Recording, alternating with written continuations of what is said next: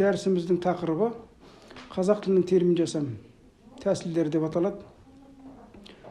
Жалпы қазақ тілінің сөз жасам тәсілдері бұл термин жасау процесінде де кеңінен қолданылады. Осы негізгі сөз жасамның тәсілдері көпшілікке белгілі. Лексико-семантикалық тәсіл, морфологиялық тәсіл және синтаксистік тәсіл. Осы үш тәсіл арқылы қазақ тілінде сөздер негізінен жасалады. Ал терминдердің өзіне тән ерекшеліктері де бар. Біз енді осыған негізінен тоқтала кетейік. Біріншіден, лексико-семантикалық тәсіл бұл тілдегі бар сөздердің негізінде терминдердің жасалуы. Мәселен, жалпы қолданыстағы сөздердің немесе бір аймақтық сөздердің, кейде белгілі бір ғылым саласының термині тағы бір басқа ғылым саласына көшу арқылы да сол мағынасы ауысып, мағынасы кеңейіп, тарылып, терминдік мағына үстеліп, жаңа терминдер жасалып жатады. Солардың мысалы айтатын болсақ, мысал келтірсек, медицинада скальпель дейтін термин қолданылып келді. Осы 90-шы жылдарға дейін қолданылып келді. Осы терминді, скальпель деген термин 90-шы жылдардан бастап қазақша осы терминге балама ұсынып, қандауыр деген термин қолданыла бастады. Қазір осы қандауыр термині медицина терминологиясында қолданылып жүр. Сөздіктерге енді, арнаулы сөздіктерде де термин ретінде жалпы медиктерге, медицина саласының мамандарына, ғалымдарға белгілі бола бастады. Енді осы термин неге медицина атауы ретінде, арнаулы ұғымның атауы ретінде ауысты дейтін болсақ, бұл жерде сөздің семантикалық тәсіл арқылы жасалуына, жалпы қолданыстағы сөздің немесе бұрын термин болмаған сөздің термин ретінде қолдануына, сол жалпы тілде бар ұғым мен медициналық немесе ғылыми ұғымның арасындағы қандай да бір ұқсастықтар осы термин сөздің терминденуіне, терминге айналуына негіз болады. Мысалы, айтып отырған қандауырымыз бұл жалпы тілдегі лексикалық мағынасына келетін болсақ, қандауыр деген мына денеден қан алуға арналған үшкір кішкене пышақты қандауыр дейді. Бұл сөздің лексикалық мағынасы, түсіндірме сөздікте берілген мағынасы. Ал енді медицинада хирургтердің операция жасайтын ұзындығы 12-15 сантиметр болатын кішкене пышағы. Көріп отырмыз, бұл жерде ұзындығы, не үшін қолданылатындығы медицина саласында айтылып тұр. Енді осы сөздердің қандауыр сөзінің медицина термин ретінде қолданылуына себеп болғандығы негізінен форма ұқсастығы да бар, қызметі де бар. Осының барлығы сөздің, қазақ тіліндегі сөздің медицина термин ретінде қолдануына себеп болған. Біріншіден, ұғымның осы ортақ белгілерін алып қарайтын болсақ, екеуі де пышақ, кесуге арналған шағын пышақ. Екеуінің де екінші ұқсастық, екеуінің де формасы шағын. Жаңа 12-15 сантиметр десе медицинада қазақтың қандауыр деп қолданып шекіп қан алуға арналған құралы да осындай шағын ғана пышақ. Сантиметрі де көлемі де сәйкес келеді. Үшінші, екеуінің де қызметтері ұқсас. Кесу немесе тесу қызметін атқарады. Бұл функциялық қызметі атқаратын, сол пышақтың атқаратын қызметі. Енді төртінші, екеуі де емдеу мақсатында бұрын емшілер қолданған болса, қазіргі медицинада оны хирургтер пайдаланатын құрал.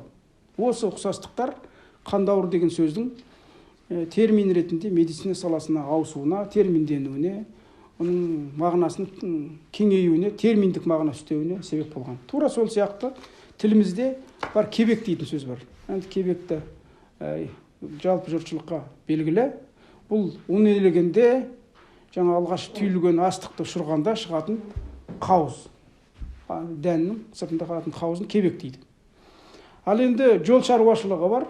Терминологиясы, жол шаруашылығы терминологиясында кебек деген термин бар. Высевка дейді оны орыс тілінде. Высевка деген терминнің қазақша баламасы ретінде осы кебек сөзі алынған.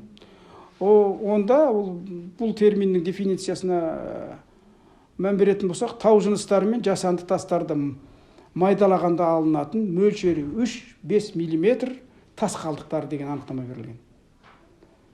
Екеуінде де енді немесе осы кебек термині дәл осындай ұқсастық негізінде биология саласында да енген. Биологияда отруби деп аталатын термин бар. Бұл енді жаңағы алдыңғы кебектің негізгі мағынасына өте жақын, сол мағынасында туындап тұр. Сол мағынадан тікелей туындап тұр десек болады. Өнелеген кезде дәнді дақылдарды түйгенде түсетін протеин, май, клетчатка және күлге бай қалдықтар. бұл жалпы қолданыстағы кебек сөзінің ғылыми мағынаға ие болып, ғылыми ұғымды құрамында клетчатка, май бар екендігі биологияда толық айтылып тұр. Осы міне осындай мысалдарды алып қарайтын болсақ, бұл сөздің терминденуі семантикалық тәсіл. Әрине басқа да көптеген мысалдар келтіруге болады. Осындай жолмен жасалады. Екінші термин жасамның тағы бір тәсілі, бұл баршамызға белгілі морфологиялық тәсіл. Бұл енді қазақ тіліндегі сөз жасамның тәсілдерінің ішіндегі ең өнімдісінің бірі болып саналады. Сөз жасамның бұл түрін тіл білімінде синтетикалық тәсіл немесе морфологиялық тәсіл деп атайды. Мысалы, терминологияда да осы тәсілмен толық мағыналы сөзге сөз жасамдық жұрнақ жасау арқылы туынды сөз туғызу әдісі. Осы тәсілмен тілімізде, мәселен, кейінгі жылдары мұз деген сөзге дық сөз тудырушы жұрнағын қосу арқылы мұздық ледник деген сөздің баламасы, немесе акимат деген орыс тілінде қолданып жүрген сөздің әкім қосу әкімдік, немесе е деген сөзге егер, лауреат, обладатель деген атауларды ауыстырды. Немесе тілімізде бар кеден сөзге ш арқылы кеденші, таможник, жасу деген иненің жасуындай деп жатамыз, соған ша деген кішірейту мәніндегі жұрнақты қосу арқылы жасуша. Немесе айт деген етістіктің түбіріне айтым дегенде изречение, фраза дейтін сияқты терминдердің баламасы жасалды. Немесе тілімізде бар дәуір сөзіне нама кірме жұрнағы арқылы дәуірнама, эпопея деген сөздің мағынасы жасалды. Бояу деген етістіктің боя деген етістікке ғыш, бояғыш, краситель дейтін сияқты терминдер жасалды. Бұл морфологиялық тәсіл. Енді үшінші жаңа айтып отырған белгілі тәсілдің бірі бұл синтаксистік тәсіл, немесе аналитикалық тәсіл деп аталады. Енді осы тәсілмен жасалған терминдерде тілімізде өте көп. Бір қызығы, кейінгі ғылым тілінде мына орыс ғалымдары, Европа ғалымдары, терминдердің құрамын зерттеген ғалымдар кейбір тіл ғылымында, кейбір елдің ғалымдары, мысалы неміс ғалымдарын айтқанында 80-90%-ға шейін осындай құрамы күрделі 2 немесе 3-4 сыңардан тұратын терминдер көп жасалады екен. Бұған байланысты біздің бір айта кететін нәрсе, терминдерге қойылатын талаптың бірі қысқа, нұсқа, ұғынықты болу керек деген талап қойылады. Алайда көптеген ғалымдар бұл талап қазіргі ғылымда орындала бермейтін талап, және кейінгі жасалып жүрген терминдердің көпшілігі көп құрамды, 2 немесе одан да көп сыңардан тұратын терминдер деп осы нақты тілдік деректерді, фактілерді көрсетіп отырып дәлелдеп жатыр. Орыс ғалымдарынан да осындай мысалдарды өте көп кездестіруге болады. Ең кемінде салаларды салыстырғанда, кейбір салаларда 60%-дан төмен осындай синтекстік жолмен тәсілған терминдер кездеспейді деген деректерді келтіреді орыс ғалымдарына. Термин жасамда мына Прохорова деген ғалым, орыс ғалым, термин жасамда синтекстік тәсіл өте белсенді түрде жұмсалады. Орыс тіліндегі термин жасаудың бұл дәстүрлі тәсілі қазір ең өнімді тәсіл деп көрсетеді. Осының өзі біздің тіл білімінде де бұл осы тіркесу арқылы сөздердің 2 немесе одан да сөздердің құрамы сыңарларында 2 немесе одан да көп сөзден тұратын терминдердің мол екендігін көрсетеді. Арнайы осы терминдерді арнайы зерттеу міндеті тұр деп санаймыз. Енді жалпы синтетикалық үшінші тәсілмен жасалған бұл сөздерді қосу арқылы, қос сөз тәсілімен және мына қосарлау арқылы, біз бірінші қосарлау қос сөз немесе 2 сөзді біріктіру арқылы, үшінші сөздерді тіркестіру арқылы, немесе сөздерді қысқарту арқылы жасады. Аналитикалық тәсілді, мен жаңа синтаксистік тәсілді ішіндегі осы сөздерді тіркестіру тәсілі туралы айттым. Оған енді мысалдар қазір тағы да айтамыз төменде. Сөздерді қосу тәсілі. Бұл сөз қосым деп те аталып жүр біздің қазіргі грамматикада. Өте өнімді тәсілдің бір ретінде пайдаланып жүр. Мысалы, бұрынғы ертеректе жасалған еңбекақы, асқазан деген сияқты терминге кейінгі жылдар қолжазба, зейнетақы, гүлсағақ, қолхат, бессайыс, елтаңба, мұражай, әнұран, әуежай, сусабын, жидкое мыло, немесе бағдаршам, жеделхат, дәйек сөз, жанкүйер, немесе желгерме, оққағар сияқты көптеген жаңа атаулар тәуелсіздік кезеңінде жасалды. Бұл осы сөздерді қосу арқылы, екі сөздің қосу арқылы, екі лексикалық мағынасы бар екі сөзді қосу арқылы термин жасау өте бір өнімді тәсіл ретінде пайдаланып жүр деп біз айта аламыз. Енді сөздердің кірігу процесі бұл белгілі бір уақытты қажет етеді. Сондықтан кейінгі жылдары жасалған терминдер бұрынғы біз білетін білезік, қаралақұс дегеннен қарлығаш, немесе 80-90 сияқты сөздер сияқты бірігіп кету процесі әзір байқала қоймайды. Ол бір белгілі бір уақыт өткеннен кейін байқалатын құбылыс, кіріккен сөздер. Бұл да енді келесі қосарлаудан кейінгі сөздің сөз қосымынан кейінгі тіркестің бірі бұл қос сөздер арқылы, сөздерді қосарлау арқылы жасау. Біздің қос сөздің түрлері белгілі: қосарлама қос сөз, қайталама қос сөз деп айтамыз. Осындай терминдерді бұрын термин жасамда онша байқала бермейтін құбылыс болғанмен кейінгі кезде жасала бастады. Мысалы, екі сөздің бірігуі арқылы жасалған оқ-дәрі, порох деген сөздің мағынасы ретінде, қарама-қайшылық, противоречие дейтін сөздің мағынасы ретінде, қару-жарақ дейтін сөзіміз вооруженияның баламасы ретінде, сауда-саттық, торг деген терминнің баламасы ретінде, құрал-сайман, инструмент, немесе миграция деген терминнің қазақша баламасы ретінде көші-қон деген сөздің алынуы, снаряжениені керек-жарақ деп алу, мына шағым талапты, рекламацияны шағым талап деп алу, процедураны ем-шара деп осындай аударып қолдану, имиджді бедел бейне, вызовты сын-қатер, практиканы іс-тәжірибе деген сияқты осындай көптеген атаулар осы сөздерді қосарлау арқылы қос сөз тәсілінде осындай жаңа атаулар көп пайда болды. Бұл бұрын аса көп байқалмайтын құбылыс еді термин жасам процесінде, бірақ кейінгі кезеңдерде бұл тәсілде біршама өнімділік таныта бастағанын көруімізге болады. Енді тағы бір сөз жасамның тәсілі бұл сөздерді қысқарту тәсілі. Жалпы қазақтың 20 ғасырдың басына шейін дейінгі кезеңде жалпы сөздерді қысқарту, күрделі сөздердің негізінде қысқарған сөздер жасау онша белсенділік таныта қоймап еді. Қазіргі кезде ол тәсіл де бізде жиі қолға алынып жүрген, көп сөздер жасала бастаған тәсілдің бірі. Өйткені ғылым күрделенген сайын ұғымдар да, ұғымдардың күрделі ұғымдарды білдіретін көп компонентті терминдер пайда болғандықтан, оларды шұбалаңқылықтан қашу үшін тілдегі өнімділік заңына сәйкес келіп, осы қысқа сәйкес келетін қысқа сөздерді жасау мақсатында сөздерді қысқарту процесі жиі байқалады. Енді сөздерді қысқартудың буындық қысқарту, әріптік қысқарту сияқты түрлері бар екені белгілі.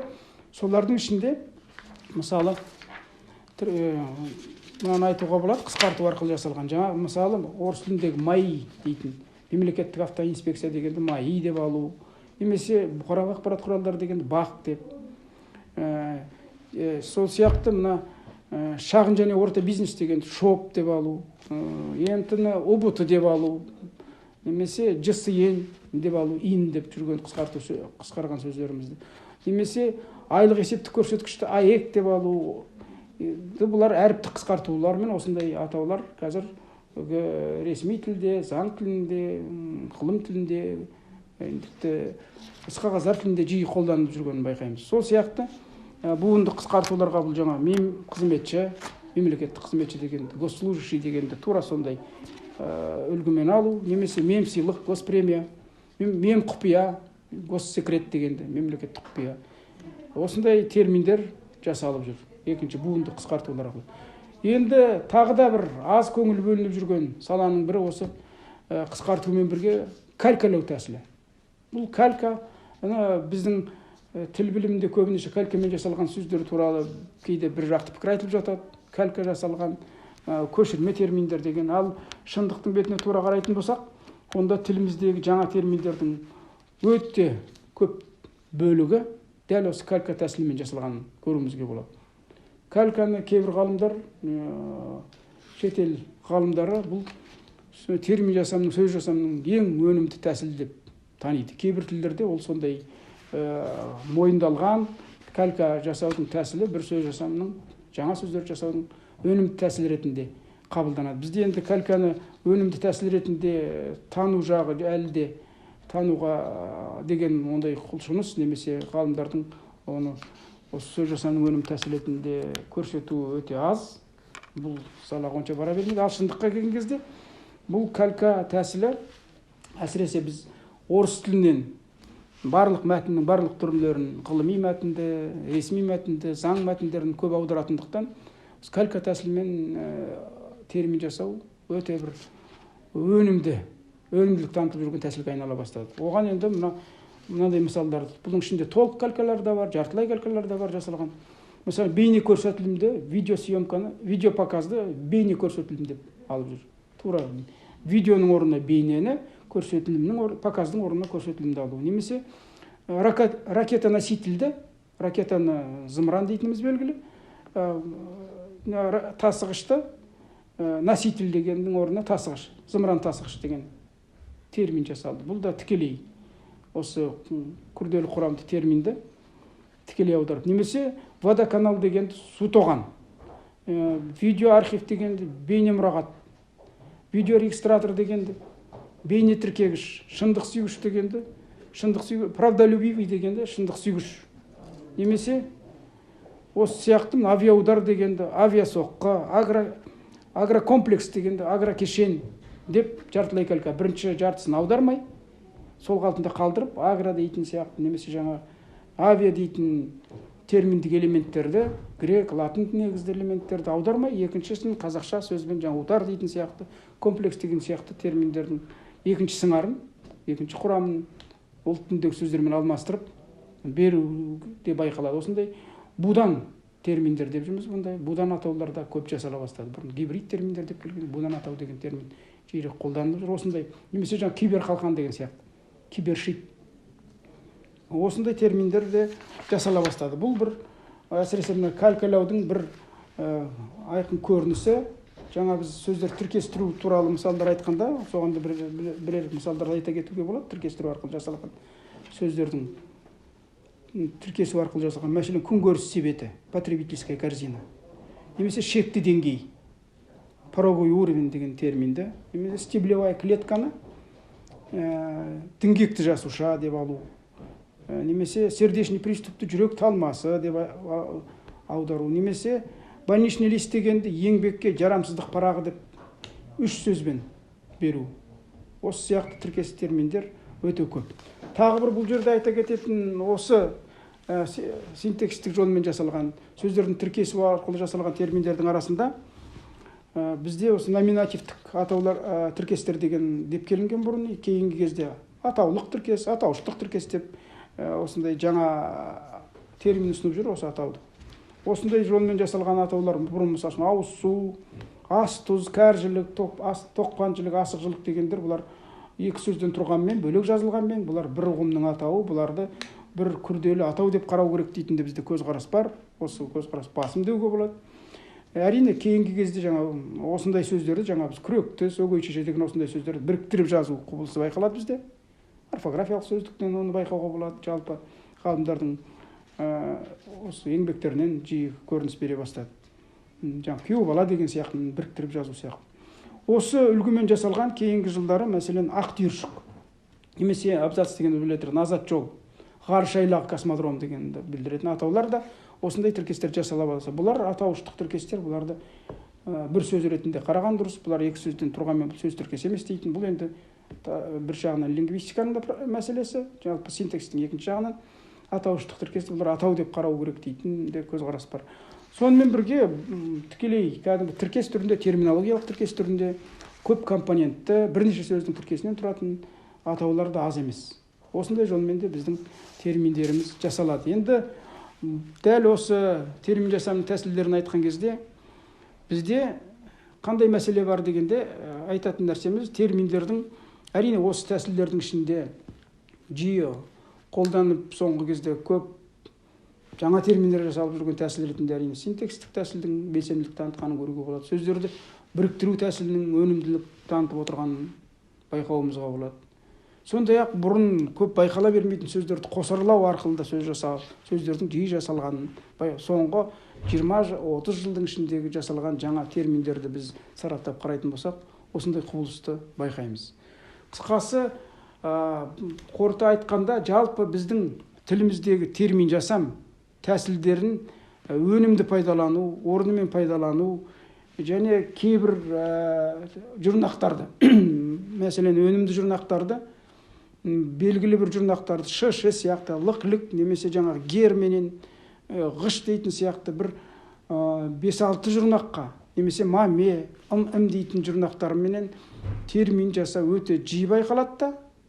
Ал кейбір көптеген қосымшалар тілімізде сөз жасауға толық мүмкіндігі бар сөз тудырушы жұрнақтарды мағынасын саралап, соларды да іске қосып, олардың негізінде термин жасау онша байқала бермейді. Сондықтан термин жасам процесінде әсіресе морфологиялық тәсілді пайдаланған кезде осындай сирек қолданылып жүрген жұрнақтарды, қысқа жұрнақтарды, сөздің морфологиялық құрылымын, сөздің тұлғасын ұзартып жібермейтін, қысқа негізде сөз жасауға болатын сөз тудырушы жұрнақтарды, мәселен қ деген сияқты, г деген сияқты жұрнақтарды көбірек пайдалану арқылы біз тіліміздегі көптеген атауларды, ұғымдарды, жаңа ұғымдарды, ғылыми ұғымдарды қазақша термин жасап, солардың қатарын көбейтіп, және ықшам, ыңғайлы терминдер тудыруға мүмкіндігіміз бар. Сонымен бірге тіркесті терминдерді, 2-3 құрамды, күрделі құрамды терминдерді арнайы зерттеп, олардың саны мен сапасын, осылардың көпшілігі калька түрінде жасалып жатыр. Кейде орыс тіліндегі 2-3 сөзден тұратын тіркесті терминдерді сөзбе-сөз көп бас қатырмай аудара салу құбылысы сөздіктерде өте жиі байқалады.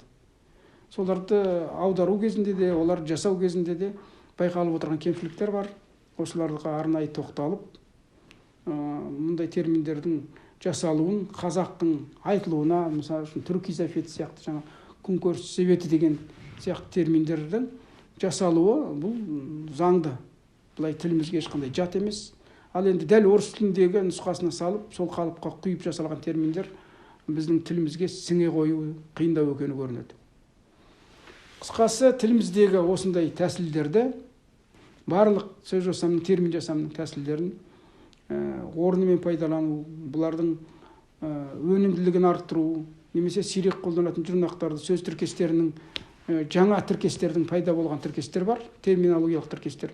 Солардың ең ішінде ұтымдыларын таңдап алып, жаңа терминдердің типтерін жасау, олар бір жүйеге келтіру өте маңызды деп санаймыз.